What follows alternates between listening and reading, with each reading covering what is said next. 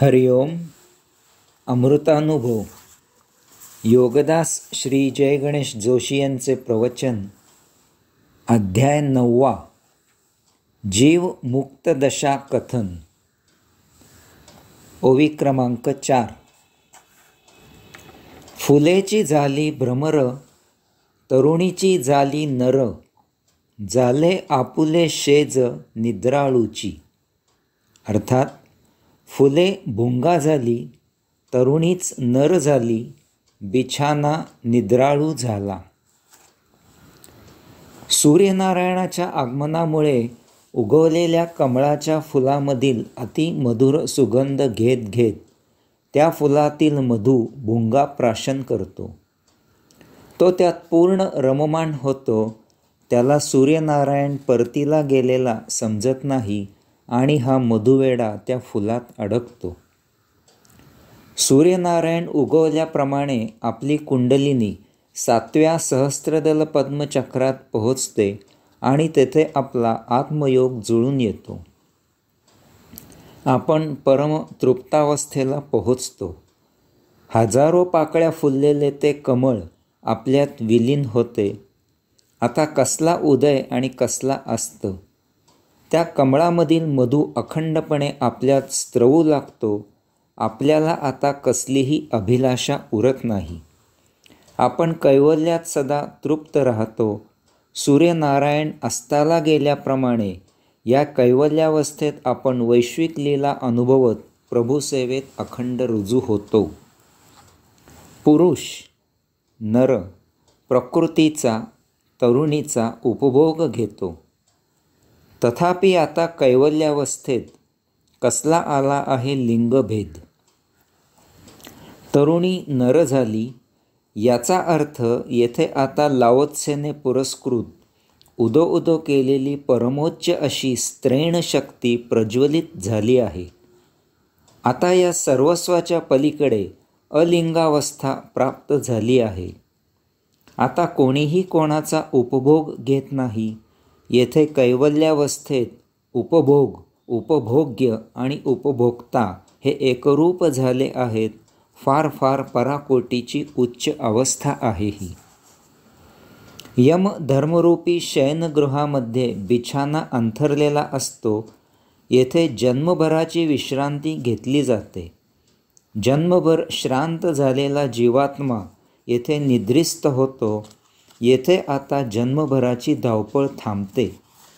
विश्रांती झाली की यमधर्माप्रमाणे पुनर्जन्म होऊन पुन्हा यमधर्माप्रमाणे धावपळ सुरू होते. साक्षात्कार प्राप्त झाल्यामुळे आपली 84 लक्ष योनींची वैश्विक यात्रा संपन्न होते. आपण सायुज्यमुक्त होतो. आता आपण कैवल्यावस्थेत स्थित होतो. यमधर्माप्रमाणे होत असलेली धावपळ थांबते. आता अंतराळरूपी बिछाण्यावर स्वमर्जीने विश्रांती घ्यावी आणि विश्रांती झाल्यावर स्वमर्जीने देहधारणा करावी, सृष्टीलीला अनुभवावी, अशी आपली सायुज्य मुक्तावस्था सुरू राहते. ओवी क्रमांक 5. दिठी वियाचा रवा, नागरू इया ठेवा, घडीला का कोरीवा परी जैसा.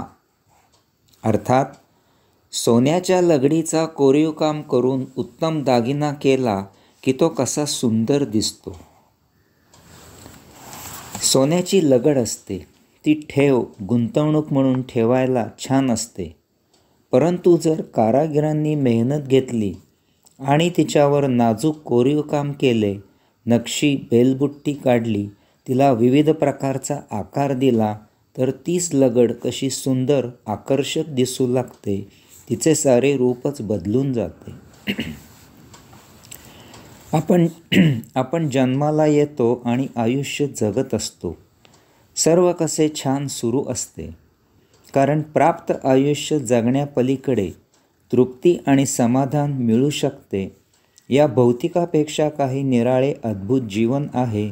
या भौतिक सुखदुःखाच्या पलीकडे काही सदानंदी जीवन आहे याचा ठाव नसतो, माहीत नसते. यामुळे जे काही चालले आहे तेच ठीक वाटते.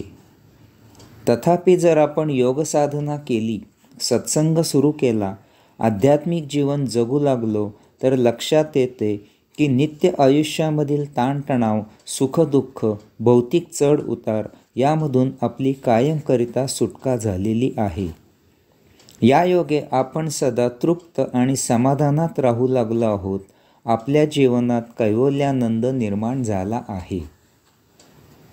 या योगे आपले जीवन कसे विना कटकट सुंदर जगले जाते. कारण आता आपण आत्मसान्निध्य राहून आत्मप्रेरणेने आत्मपरब्रह्मासाठी जीवन जगू लागतो. आपल्याकडून त्या प्रभुविभूची सेवा घडत असते. याचे मानसिक आणि आत्मिक समाधान मिळते. आत्मपरब्रह्माच्या प्रांगणी त्यानेच निर्माण केलेल्या सृष्टीमध्ये तोच करत असलेली वैश्विक लीला अवलोकन करत आपण या दुर्मिळ जीवनाचा आस्वाद घेऊ लागतो. यामुळे आपल्याला या ब्रह्मांडात परत परत जन्माला यावे असे वाटू लागते. ओवी क्रमांक 6.